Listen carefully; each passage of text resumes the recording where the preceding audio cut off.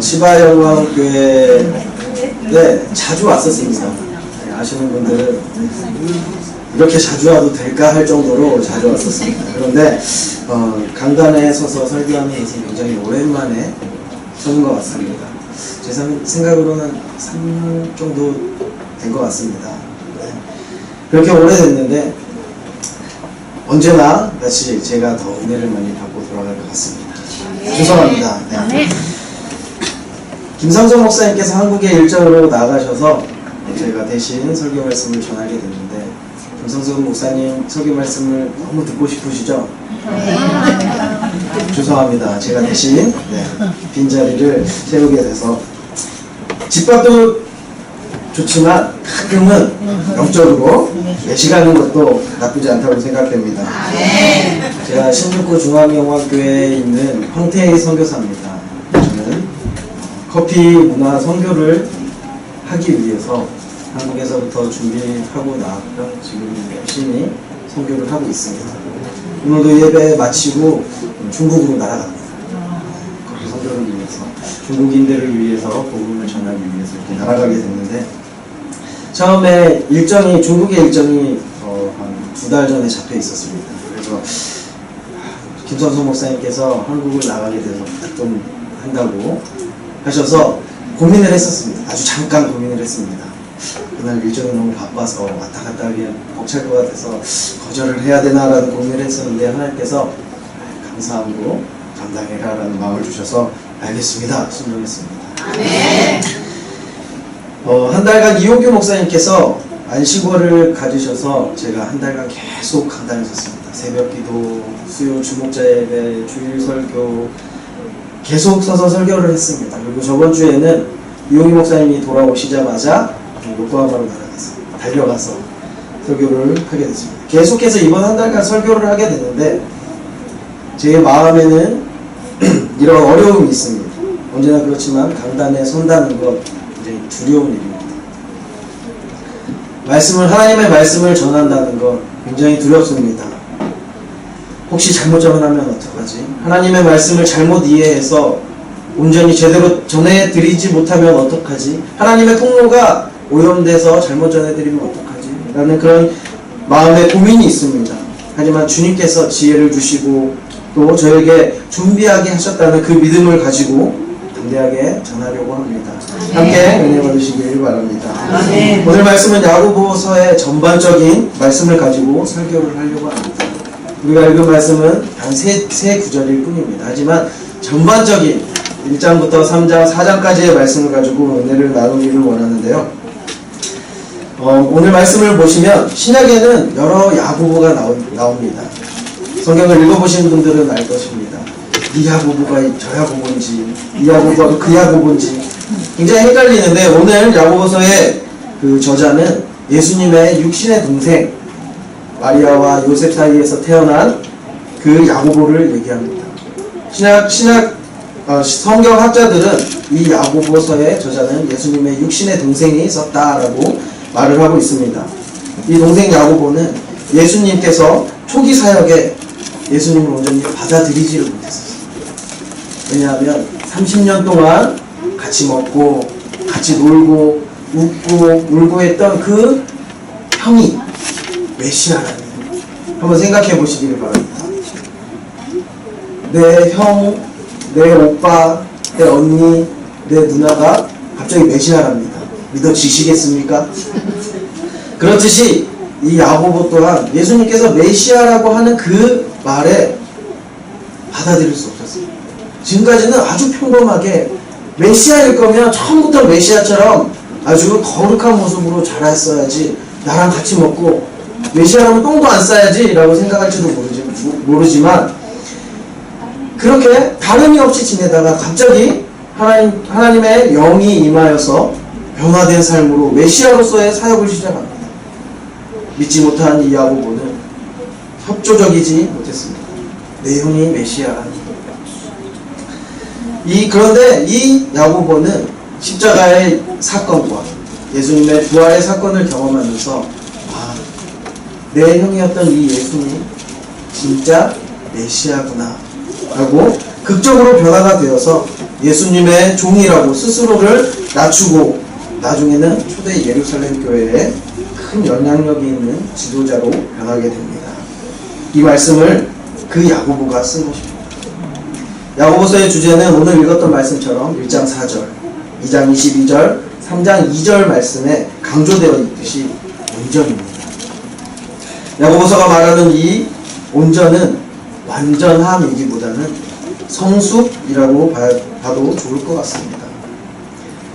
성숙한 삶, 성숙한 인격은 무엇을 말하는 것일까요? 한번 생각해 보시기를 바랍니다. 성숙한 삶이 무엇일까? 성숙한 인격은 어떤 인격일까? 야고보서 1장의 주제는 성숙한 인격이 나타내는 인내를 얘기합니다. 성숙한 인격이라는 것은 잘 참는 사람이라는 것입니다. 인내는 시험을 잘 이겨내는 것인데 학창시절 시험을 기다렸던 사람은 아무도 없을 것입니다. 그 중에 한 1000명에 1명이나 10,000명에 1명 정도 시험 보는 것이 너무나도 즐겁고 그런 사람이 있을 것입니다. 그 1000명, 10,000명에 1명 계시면 손 한번 들어보십니다. 그렇습니다. 시험을 좋아하는 사람은 없습니다. 자기가 아무리 자신 있더라고 하더라도 두렵기 마련입니다. 시험이 없고 그 어려웠던 기억을 모두 가지고 있지만 그렇다고 해서 지금 학교에서 모든 시험이 없어지는 것을 바라는 사람은 없을 것입니다. 특히 학부모들은 더욱더 없을 것입니다. 시험이 학업의 발전을 위해서 반드시 필요한 것처럼 인생의 시험 또한 인생의 성숙을 위해서 반드시 필요한 것입니다. 시험에 승리하는 4가지 방법은 무엇일지 한번 보도록 하겠습니다. 야고보서 1장 초반 부분에 나옵니다. 야고보는 시험을 기쁘게 여기라 라고 얘기를 합니다. 2절에서 시험을 기쁘게 얘기를 하는 거예요. 두려워하지 말고 시험이 오면 기쁘게 받아라 라고 얘기를 하는 것입니다. 그리고 두 번째는 시련이 인내를 만드는 줄을 알아라 라고 얘기를 하고 있습니다. 시련이 성숙한 인격을 만든다. 비온 뒤에 땅이 굳어진다는 말이 있듯이 시험을 겪다 보면 하찮은 일이게 여겨지게 됩니다. 그까짓 것, 더 심한 일도 겪었는데 라고 생각하며 시련이 인내를 만들어 간다는 것입니다. 세 번째로는 인내를 이루라 라고 4절에서 말씀하고 있습니다. 인내를 이룬다는 것, 시련을 겪어서 많이 다듬어져서 이제는 어떠한 시련이 와도 온전한 인내로서 성숙한 인격이 되어서 감당할 수 있게 된다는 것입니다. 5절 말씀을 보면 지혜를 구하라, 하나님께 지혜를 구하라고 합니다. 시련과 인내가 이루어지기 위해서는 우리의 힘으로는 도무지 일어날 수 없다는 것입니다. 하나님께 지혜를 구하고 그 시련을 잘 이겨내는 법, 시험을 잘 이겨내는 법이 바로 하나님께 지혜를 구해야지만 모든 것이 이루어진다는 것입니다. 그런데 이 모든 말이 명령어로 되어 있습니다. 권유적인 얘기로 시험을 기쁘게 여겨볼래? 아니면 시련이 인내를 만드는 줄을 알렴. 인내를 이루어 볼래? 지혜를 구해 볼래? 라고 권유하는 것이 아니라 하나님의 말씀을 온전히 그냥 마음에 받아서 새기고 알아들어라. 그 말씀대로 순종해라 라고 하는 말입니다. 명령적으로 쓰여진 단어는 우리가 반드시 그렇게 지켜나가야 된다는 것입니다. 시험이 성숙한 인격을 만드는데 꼭 필요한 것이라고 믿고 그 시험을 잘 인내하기 위해서 하나님께 지혜를 구하시기를 바랍니다. 우리가 만나는 시험은 2가지가 있습니다. 첫 번째로는 하나님께로부터 오는 테스트입니다. 믿음을 시험하기 위한 시험일 수도 있습니다. 두 번째로는 사탄으로부터 오는 유혹입니다. 이 같은 시험에 승리하는 비결이 야고보서에 또 기록되어 있습니다. 15절 말씀을 보면 모든 시험의 궁극적인 결과로 사망이 오게 된다는 것입니다. 사탄으로부터 오는 유혹에 자기 욕심으로 인해서 마음이 팔리고 유혹이 찾아오고 시험이 온다는 것입니다. 그리고 두 번째는 모든 온전한 것은 어둠의 그림자조차 없으신 하나님께로서 온다는 것을 알아야 된다는 것입니다. 우리를 새 피조물로 세우시기를 원하시는 하나님의 뜻을 묵상하는 것이라고 시험을 이기는 것, 그리고 실험에서 승리하는 비결이라고 말하고 있습니다. 성경에는 또 욕망, 욕구가 무엇인지, 또 욕구 자체가 악한 것이라고 말하지 않고 있습니다. 욕구란 무엇입니까? 무엇인가 하고 싶은 마음입니다. 이 욕구는 가치 중립적인 것이기 때문에 잘 관리만 하면 굉장히 좋은 것입니다. 이것이 욕구 자체를 악한 것으로 규정하는 다른 종교와는 다른 우리 기독교의 모습입니다. 한번 생각해 보시기를 바랍니다. 식욕 하면 어떤 것이 떠오릅니까? 당연히 우리가 먹고 살기 때문에 사람이 가장 강한 욕구가 식욕이라고 합니다. 이 식욕이 없으면 굶어 죽게 마련이지 않습니까? 식욕은 굉장히 좋은 것입니다. 먹을 수 있게 하고 먹고 싶게 하고, 그런데 이게 지나치면 식탐이라는 추한 것으로 전락하게 됩니다. 식탐은 성경에 뭐라고 나와 있습니까? 죄이라. 이 말씀을 보면서 저는 계속 회개하게 됩니다. 3년 전에 왔을 때 저의 모습은 홀쭉한 모습이었습니다. 지금보다 20kg나 덜 나가는 모습이었습니다. 기억하시는 분은 잠시 잊어주시기를 바랍니다. 이 식탐이 그렇게 많지는 않지만 제가 선교를 나와서 일본이 저한테 너무나도 맞습니다. 마음도 평안하고 또 행복하고 하나님의 일에 쓰임 받는 것에 너무 행복해서 편안하니까 먹으면 바로 살로 가는 것 같습니다.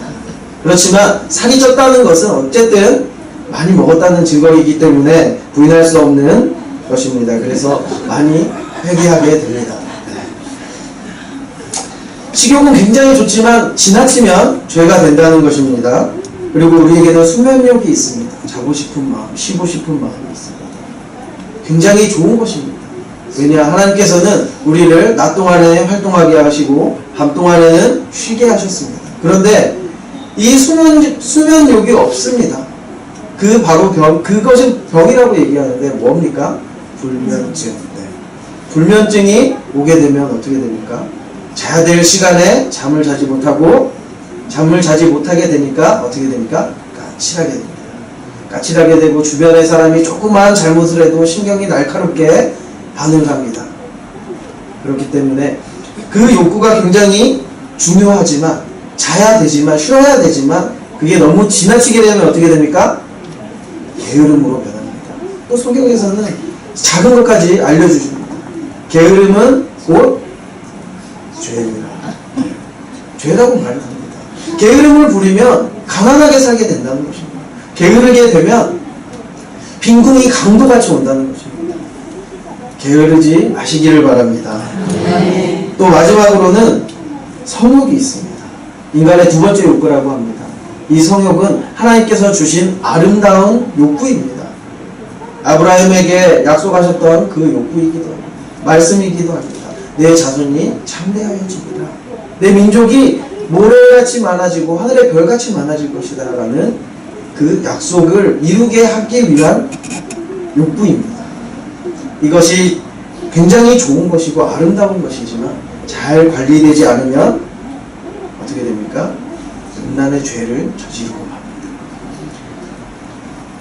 그 경계선을 잘 지키면 좋은 것이 되지만 경계선을 넘어가는 순간 죄가 된다는 것입니다. 그래서 욕구가 나쁘지는 않지만 잘 지키고 다뤄야 된다는 것이라고 성경에서는 말하고 있습니다.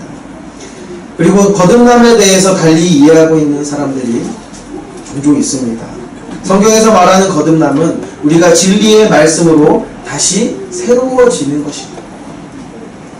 거듭남은 살아있고 항상 있는 말씀과 더불어서 영적으로 자라가는 사람이라고 베드로전서 1장 23절에 기록되어 있습니다. 야고보서의 주제는 온전이고 또 온전은 다시 성숙이라고 할 수 있습니다. 성숙함의 3단계는 첫 번째는 말씀을 받으라 라고 얘기를 하고 있습니다. 하나님의 말씀을 온전히 읽어라, 묵상하라 라고 하고 있는 것입니다. 그냥 눈으로 쓱 훑어보듯이 글자로만 인식하는 것이 아니라 그 안에 들어있는 하나님의 마음을 받아라 라는 말입니다. 그리고 나서 25절 말씀에 둘째로 말씀을 행하라 라고 되어 있습니다. 하나님께서 주신 그 말씀을 내 마음밭에 새기고 그 말씀이 드러나게끔 해라 라는 것입니다. 몸으로 실천을 해라 라는 것입니다. 세 번째는 그 말씀의 복을 나누라 라고 되어 있습니다. 말씀의 복을 나누라.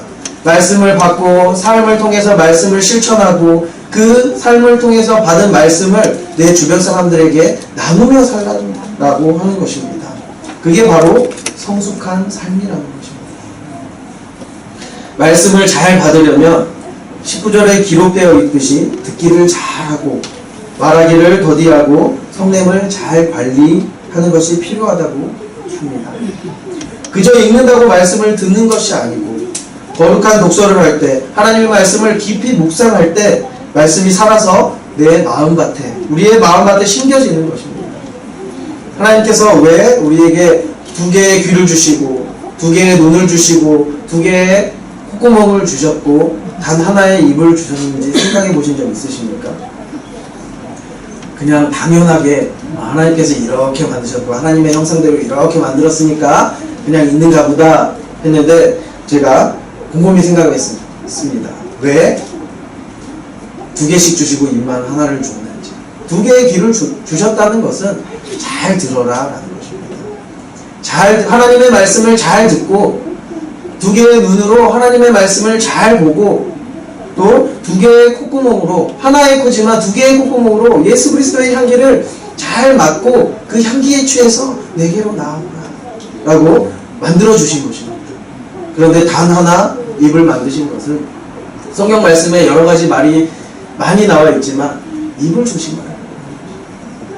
모든 악한 것은 입을 통해서 나온다는 거죠. 입으로 들어가는 것이 더러운 게 아니라 입으로 들어가서 뒤로 나오는 것이 더러운 것이 아니라 입으로 나오는 것이 더럽다고 얘기를 합니다. 말씀이 기록되어 있습니다. 우리의 악한 마음이 입으로 나오기 때문에 말하기를 더디하고 성질을 내는 것도 입으로 하지 않습니까? 마음속으로 성질이 나면 표현을 어떻게 합니까? 어떻게 합니까? 마음속으로 이러고 있습니까? 아닙니다. 입으로 다 표현하지 않습니다. 표정으로 표현하고 입으로 표현합니다. 그렇듯이 말씀에서와 같이 잘 하나님의 말씀을 음성을 듣고 말씀을 묵상하고 하나님의 향기, 그리스도의 향기를 맡고 이 입은 예수 그리스도를 전하는데 복된 말을 하는 데만 사용하라고 하나님께서는 이렇게 우리의 얼굴을 창조하신 것입니다. 늘 생각하시면서 내 입은 하나님께서 주신 귀한 말씀만 하는 입이다 생각하시고 마음에 있는 악을 표현하지 마시기 바랍니다. 어떤 교회에 새로 부임한 목사님의 행함에 대한 예화입니다. 교회에 부임해서 첫 번째 주에 이 목사님은 설교를 아주 멋있게 했습니다. 감동 있게 했고 성도들이 많은 은혜를 받았습니다. 그런데 이 목사님이 둘째 주, 셋째 주, 넷째 주 목사님은 같은 설교를 계속해서 반복했습니다. 매주 같은 설교를 하니까 성도님들이 참다 못하고 목사님에게 항의를 합니다. 목사님 왜 그러세요? 왜 저희에게 같은 말씀만 하시는 거예요? 설교 준비 안 하실 거예요? 못 하셔서 이것만 하시는 거예요? 막 따져 물었습니다. 근데 목사님이 이렇게 대답했습니다. 제가 지난주에 드린 설교로 변화되고 말씀대로 사셨습니까? 저는 목사로서 여러분이 말씀을 지키는 삶으로 변화될 때 제 설교를 바꾸겠습니다 라고 선포했다는 것입니다. 여러분은 매주 한 번 또는 매일 아니면 일주일에 두세 번 정도 말씀을 보고 설교를 듣습니다. 예화의 대답처럼 그 말씀을 보고 설교를 들었음에 그 말씀을 본 대로 들은 대로 삶이 변하고 말씀대로 살고 계십니까? 많은 사람들이 그렇게 살지 못하고 있습니다. 하지만 우리는 그렇게 살아야 됩니다. 그게 바로 하나님께서 우리에게 원하시는 일이라는 것입니다. 경건하다는 것, 그것은 무엇일까요? 말씀에 기록되어 있습니다. 사용하는 언어가 절제되어 있고 세상에 물들지 않고 구별되어 있으며 고아와 과부와 같이 도움이 필요한 사람을 적극적으로 돌보는 삶이 경건한 삶이라고 합니다. 기독교는 나눔을 강조하는 종교입니다. 우리가 교제를 나누고 말씀을 나누고 식탁의 교제를 나누고 굉장히 많이 나누지 않습니까? 이 같은 나눔에 관련한 말이 있습니다. 세상과 다름이 있어야 나눔이 있다라는 말입니다. 세상과 전혀 다르지 않은데 무엇을 나눌 수 있겠습니까? 세상 사람들과 똑같이 그리스도인으로서 전혀 구별됨 없이 자기가 하고 싶은 대로 아니면 술을 마시고 담배를 피고 뭐 나쁘다고 얘기는 하는 것은 아니지만 세상 사람들과 다름이 없이 거룩함 또한 보이지 않고 똑같이 사는데 무엇을 나눠줄 수 있겠습니까? 우리가 거룩함으로써 거룩한 부담감을 가지고 구별된 삶을 살아야 된다는 것입니다. 그래야지 무엇인가 세상 사람들에게 본이 되고 나누어줄 수 있게 됩니다. 세상 사람들과 똑같다면 나눌 게 없다는 거죠. 나눌 건 세상을 같이 나눌 것밖에 없다는 거죠.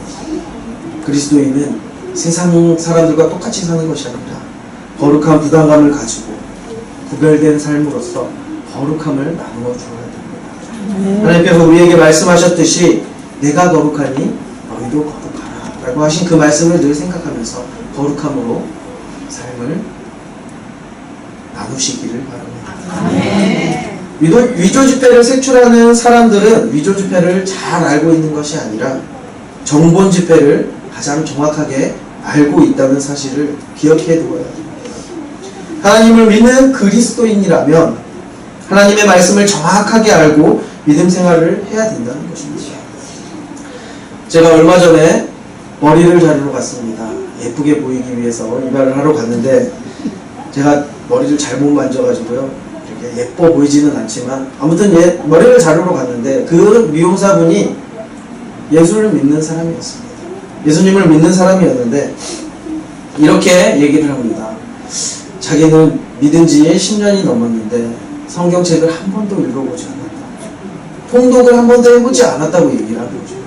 그런데 비단 그분만 그랬을까요? 여기에 계신 몇 분이 될 수 있고 한두 분이 될 수도 있지만 믿음 생활을 길게 했음에도 불구하고 완벽하게 처음부터 창세기부터 요한계시록까지 통독을 안 해보신 분이 있을 수도 있다는 것입니다. 그런데 하나님께서 우리에게 주신 그 말씀을 정확하게 읽어봐야 된다. 그리고 하나님의 마음을 알기 위해서 그 말씀을 묵상해야 된다. 거짓 믿음이라는 말이 어렵지 않게 듣게 되는 요즘이라면 더욱더 우리 그리스도인들은 참 믿음에 대해서 고민해야 된다는 것입니다. 야고보서는 행함을 강조한 성경으로서 종교개혁을 이룬 루터에 의해서 지푸라기와 같은 성경이다 라고 혹평과 오해를 받았습니다. 왜냐하면 종교개혁에서는 믿음으로 의롭다고 칭함을 받고 구원을 이룬다고 얘기하기 때문입니다. 야고보서에서는 행함을 주목하고 있습니다. 온전히 행하지 않으면 그게 거짓 믿음이라고 나와 있기 때문입니다. 야고보서가 믿음 외의 것으로 행하는 것으로 구원을 얻는다고 배치되게 말하는 것이 아니라 야고보서는 온전한 성숙을 말하고 있고 그 죽은 믿음과 죽은 믿음, 귀신의 믿음과 참 믿음을 어떻게 구별할 수 있느냐로서 행함을 강조하고 있다는 것입니다. 야고보서 2장 18절 말씀을 보면 어떤 사람은 말하기를 너는 믿음이 있고 나는 행함이 있으니 행함이 없는 내 믿음을 내게 보이라. 나는 행함으로 내 믿음을 내게 보이리라 하리라. 아멘. 말씀과 같이 믿음만 가지고 있다고 해서 믿음을 나타내지는 못한다는 것입니다. 아무리 설교를 듣고 아무리 말씀을 보고 은혜를 받았는데 그 은혜 받은 것으로 나만 누리고 있고 아무 행함도 없다면, 표현하지 않는다면 그 믿음이 드러나지 않는다는 것입니다. 진정한 믿음이 있다면 삶에서도 분명히 행동으로 드러나게 된다는 말이죠. 사실 귀신이나 사탄도 하나님을 우리보다도 더 잘합니다. 굉장히 잘합니다. 알기는 하지만 행함이 없는 믿음, 그것이 바로 죽은 믿음이라고 야고보서는 말을 하고 있습니다.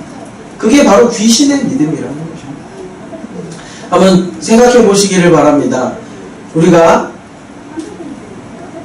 연예인을 압니다. 모두가 다 알 연예인 누가 있을까요?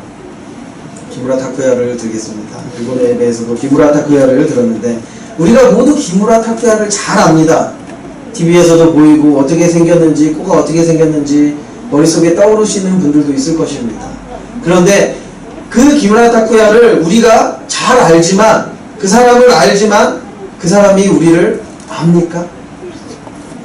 이게 바로 우리가 하나님을 믿는다고 하는 사람들이 많이 저지르는 오해 가운데 있는 것입니다.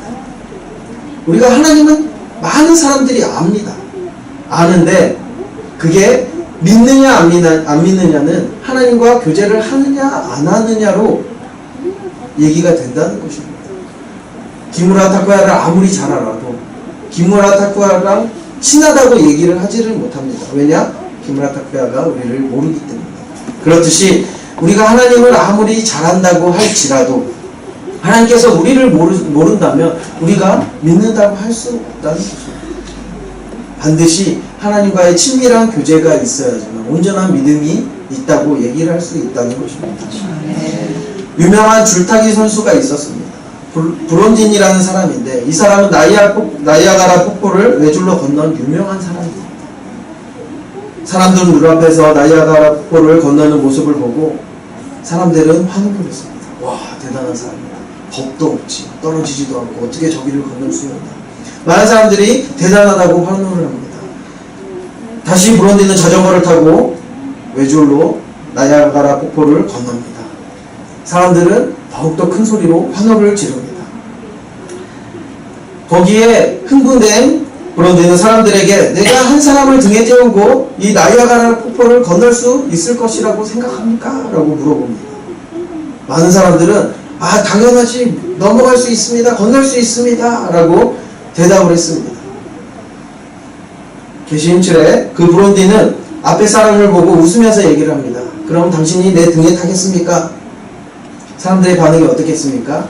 순간 정적이 그렇습니다. 믿는다고 말한다는 것은 굉장히 쉽습니다. 나 하나님 믿어요, 예수님 믿어요, 굉장히 쉽습니다. 하지만 예수님과 동행합니까? 라는 물음에 대해서 어떻습니까? 나는 24시간 주님과 동행하고 있어요, 예수님 손잡고 사니까 너무나도 행복해요 라고 말할 수 있는 사람이 얼마나 되겠습니까? 온전한 믿음, 그 믿음을 소유하시는 저와 여러분이 되었으면 좋겠습니다. 우리는 온전한 믿음을 가져야 된다는 것입니다. 행함으로 의롭다 하심을 받고 믿음으로만이 아니라는 이 야고보서 2장 24절의 말씀, 이 말씀은 신약에서 가장 문제되는 구절 중에 한 가지입니다. 한편 야고보서 2장 21절, 23절, 24절에는 아브라함의 믿음이, 또 2장 25절에는 라합의 믿음이 소개되고 있습니다. 23절에 아브라함은 창세기 15장의 사건을 말하는데 자손이 셀 수 없이 많아질 것이다 라는 하나님의 말씀을 아브라함이 믿었다는 것이고, 또 21절에 나오는 아브라함은 이삭을 실제로 제물로 드리려고 행함으로써 아브라함의 의의가 밖으로 드러났다고 말하고 있습니다. 또 라합은 정탐꾼을 믿음으로써 영접하였는데 정탐꾼이 잡히지도 않고 다른 길로 도망갈 수 있도록 숨겨주고 다른 길로 보냈습니다. 이 도움을 직접적으로 행하면서 의롭다 하심을 받았다는 것입니다. 구원에 이르를 수 있었다는 것입니다. 라합의 일을 한번 생각해 보겠습니다. 다시 돌아가서 여리고 성에 그 살고 있는 라합의 그 마음속으로 들어가 보겠습니다. 라합은 많은 소문을 들었습니다. 애굽에서 이스라엘 백성이 탈출했다는 소문과 또 이스라엘 백성이 40년간 광야 생활을 하고 있다는 것. 그런데 애굽에서 하나님께서 이스라엘 백성을 구출하실 때 어떻게 했는지, 그리고 애굽의 군사들이 어떻게 죽었는지에 대한 소문을 들었습니다. 40년 동안 구름 기둥과 불 기둥으로 지켜주시고 만나와 맥주라기로 날마다 먹이시는 하나님의 소문을 들었습니다. 라합은 하나님을 믿지 않는 사람이었습니다. 이스라엘 백성이 아니었고 가나안 사람이었고 여리고 백성이었습니다. 그런데 이 라합이 하나님을 소문만 듣고 믿었다는 것입니다. 그 소문만 들어도 그 위대하신 하나님을 알게 되었다는 것입니다. 그래서 내가 아무리 발악을 하고 우리 여리고성이 아무리 발악을 해도 하나님께서는 이 여리고성을 넘겨주신다고 약속을 했으니까 아무리 발악을 해도 어찌할 수 없이 망하게 될 것이다. 나는 그런 하나님을 믿어야겠다라고 결단을 내리고 여리고성 정탐꾼 2명을 숨겨주었습니다. 이 숨겨줌으로 인해서 라합은 굉장히 곤란에 처할 수도 있게 됩니다. 왜냐? 여리고성을 정탐하러 온 이 정탐꾼을 숨겨준 그 행위만으로 죽을 수도 있는 상황입니다. 그런데 목숨을 내어놓고 전능하신 하나님을 의지하고 정탐꾼을 숨겨주고 다른 길로 도망갈 수 있도록 기회를 준 것입니다. 목숨을 내어놓고 행했다는 것입니다. 믿음만 가지고 두려움만 가지고 있지 않고 행함으로 나아갔다는 것입니다. 여기에서 보면 아브라함, 라합 모두 믿음을 가졌지만 아브라함은 이삭을 드리는 행함으로써, 기생 라합은 다른 길로 인도해주는 행함으로써 온전해진 참 믿음을 보여주었다는 것입니다. 예수님을 믿는 우리가 진정한 믿음이 있다고 생각하십니까? 생각만 하고 행하지 못하고 있지는 않은지 한번 생각해 보시기 바랍니다. 굉장히 부끄러운 얘기지만 제가 얼마 전에 겪었던 이야기입니다. 아내와 같이 함께 살 것이 있어서 신혼쿠보에 나갔습니다. 백엔샵에 들어가서 살 것을 사고 나오는데 아내가 저에게 물어봅니다. 앞에 저 사람 봤어요? 저는 어떤 사람을 말하는지 보기 위해서 눈을 들었습니다. 눈을 들어서 보는데 앞에 있는 사람은 오른쪽 다리가 없고 또 양손은 썩어 들어가고 있는 듯이 새까매지고 짧아져 있었습니다. 더 나아가서 이 사람은 다 망가져서 굴러가지도 못하는 휠체어를 타고 앞으로 가기 위해서 애를 쓰고 있는 모습이 보였습니다. 하지만 그 사람의 표정은 너무나도 밝았습니다. 싱글벙글 웃으면서 가고 있었습니다. 그 모습을 본 저와 제 아내는 마음의 아픔을 느꼈습니다. 그래서 도와주고 싶다라는 마음이 강하게 들었습니다. 저희 마음속에는 강한 그 도와주고 싶은 마음이 있었지만 도와주지 못했습니다. 마음이 몹시 아프고 도와주고 싶은 생각은 간절했지만 그분을 뒤로 하고 마음만 아파하고 있는 제 모습을 보면서 굉장히 부끄러움을 느꼈습니다. 그런데 그 부끄러움을 감추기 위해서 제 속에서는 여러 가지 변명거리들을 찾고 있었습니다. 그 변명거리들은 어린 아이들이 있어서 도와주고 나면 조금 힘들 것 같다. 그래서 도와주지 못해. 가족과 같이 나왔으니까 이 사람을 도와주면 스케줄이 틀어지고 시간이 늦어지기 때문에 안 돼라는 그런 변명거리를 찾고 있는 저의 모습을 보면서 한 번 더 부끄러워졌습니다. 그러면서 집에 오는 길에 계속해서 생각을 하며 회개했습니다. 아직도 나는 온전한 믿음을 이루지 못한 사람이구나. 그러고 계속 무거운 마음을 가지고 회개하며 집으로 돌아왔습니다. 그리고 기도하며 이렇게 결심을 했습니다. 이렇게 생각을 했습니다. 다음번에 그 사람을 만나면 꼭 다가가서 어떻게든 도와줘야겠다. 그렇게 다짐을 했습니다. 저 같은 실수를 하지 마시고 온전한 믿음으로 거듭나서 믿음의 증거를 삶을 통해서 행동으로 이루시는 삶을 사시기를 바랍니다. 이제 마지막으로 야고보 3장은 마치 그림을 보듯이 여러 가지 이미지가 제시됩니다. 첫 번째는 말과 배의 이미지가 그려집니다. 명령에 순종시키고 방향을 잡기 위해서 말에게 재갈을 물리고 배의 키를 잡는 것처럼 온전한 그리스도인으로 살아가기 위해서는 언어를 잘 다스려야 함을 강조하고 있습니다. 혀를 굉장히 잘 다스려야 된다는 것입니다. 하나님께서 우리에게 하나의 입을 주신 이유가 바로 여기에 쓰여 있는 것입니다. 5절에서 7절 말씀을 보면 불과 짐승의 이미지가 보입니다. 불과 짐승은 제대로 통제되지 않을 때 굉장히 위험한 것처럼 우리의 언어도 잘 통제되어야만 한다는 것입니다. 아주 작은 불이 큰 산을 태웁니다. 우리의 이 작은 혀가 잘못 통제가 되어서 잘못 놀려지면 한 영혼이 죽게 됩니다. 한 영혼이 죽을 수도 있고 많은 상처로 하나님을 떠날 수도 있게 된다는 것입니다. 그리고 짐승을 잘 훈련시키면 되는데 우리 혀는 아무리 훈련시켜도 그게 잘 통제가 되지 않기 때문에 관리를 잘 해야 되는 거예요. 계속 하나님을 의지하고 복음에 물들여져 있고 하나님의 말씀에 물들여져 있어야지만 통제할 수가 있다는 것입니다. 그리고 11절에서 12절 말씀에는 샘과 나무의 이미지를 볼 수가 있습니다. 한 샘에서 쓴물과 단물이 같이 나오지 못하고 한 나무에서 무화과와 포도가 동시에 열릴 수 없듯이 그것처럼 우리의 한 입에서는 두 가지 언어가 나와서는 안 된다고 가르쳐주고 있습니다. 교회에서는 축복의 말, 은혜스러운 말을 굉장히 많이 하지만 세상에 나가서 세상 사람들과 똑같이 욕하는 그런 입을 가져서는 안 된다는 것입니다. 세상에 나가서도 한 가지 마음을 가지고 성숙한 삶을 이루면서 복된 말, 살려주는 말, 높여주는 말을 해야 된다는 것입니다. 또 14절에서 사람을 향한 독한 시기와 다툼이 있으면 자랑하지 말라고 되어 있습니다. 이러한 시기와 다툼은 귀신의 것이라고 분명히 가르치고 있는데 시기하고 다투시지 마시기를 바랍니다. 하나님께서 기뻐하시는 일에만 전념하여도 우리의 일생은 짧습니다. 하나님을 찬양하기에도 부족한 인생을 시기하고 다툼과 미움으로 소비하지 마시기를 바랍니다. 기독교의 복음이 깊숙이 전파된 사회는 수고하십니다, 감사합니다, 죄송합니다, 사랑합니다, 축복합니다로 대변되는 긍정적인 인사가 일상에서 많이 사용된다는 특징이 있습니다.